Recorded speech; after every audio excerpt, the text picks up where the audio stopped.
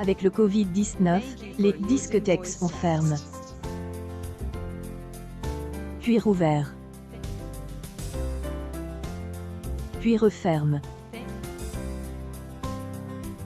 Certaines boîtes de nuit n'ont pas survécu à cette période éprouvante pour le monde de la nuit, mais pas le club Virage. Ce nouvel établissement, situé dans le 9e arrondissement de Paris, compte bien monter le son dans une capitale, trop souvent, endormie. Au 26 rue Hélène et François Missoff, dans le nord-ouest de Paris, ambiance saine, et pas à la fête ce mardi pluvieux octobre. Rien ne laisse transparaître que ce lieu, l'offre sous le périphérique entre les portes de Saint-Ouen et Clichy, a pris un véritable tournant, depuis en accueillant le club Virage. Une discothèque que agence Bonjour / Bonsoir a voulu ouverte, inclusive et éco-responsable, image de air du temps.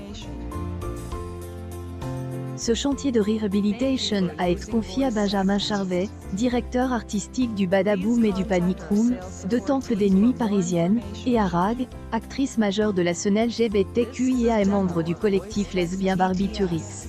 Un beau duo, si on en croit Benjamin Charvet.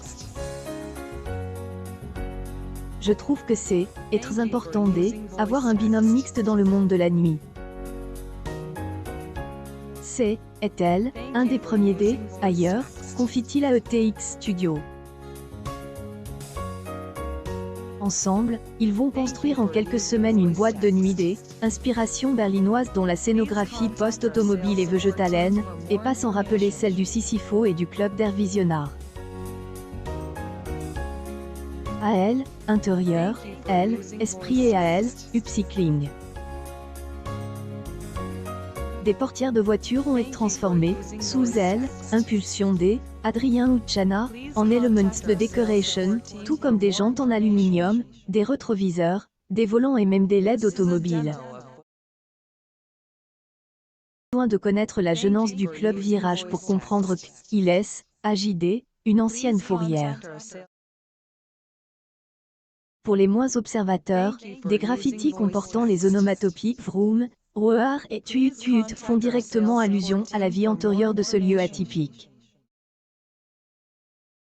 Le plus gros souci à Paris, et les voisins Messehen, et à la nuit tombée que le club Virage montre réellement qu'il en a sous le capot.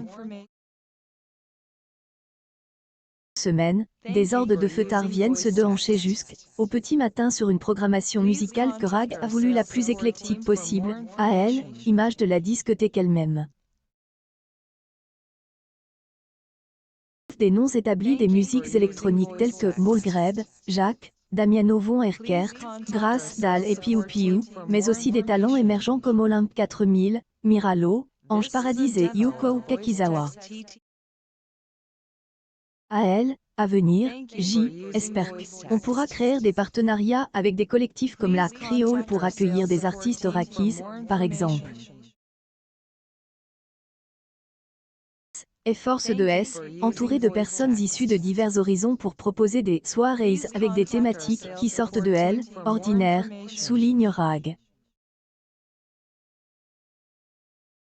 Avec la Creole était prévu durant mais a finalement jamais eu lieu à cause de la fermeture temporaire du club pendant plusieurs semaines. Des plaintes des habitants du quartier concernant le bruit. De notre soft opening, soirée ouverture, NDLR, de nombreux riverains se sont manifestés concernant des importantes nuisances sonores. Ils attribuaient activement à activité de virage, pouvait-on lire dans un communiqué, publié le 1er juillet, sur le compte Instagram. Un épisode encore douloureux pour Benjamin Charvet. Gros souci à Paris, et les voisins. Mais ce est pas une nouveauté. Kilomètre 25 connaît les mêmes problèmes que nous. Sans doute un des plus beaux emplacements de tout Paris, avec une capacité d'accueil de 3000 personnes. Et dingue.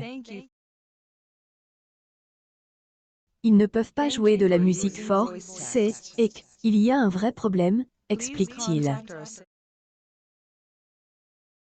Les codes du monde de la nuit. Ce problème ne date pas d'hier. La mairie de Paris a organisé, en novembre 2010, des états généraux de la nuit parisienne, afin de renouer le dialogue entre les noctambules et les riverains aspirant à plus de tranquillité. 12 ans plus tard, les tensions ne semblent pas être apaisées et le monde de la nuit peine à garder le rythme dans une ville qui dort, plus qu'elle ne amuse.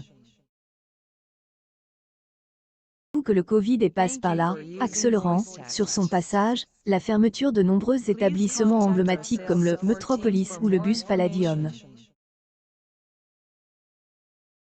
Hexagone compte désormais 1200 discothèques, contre 4000 dans les années 1980, après le monde.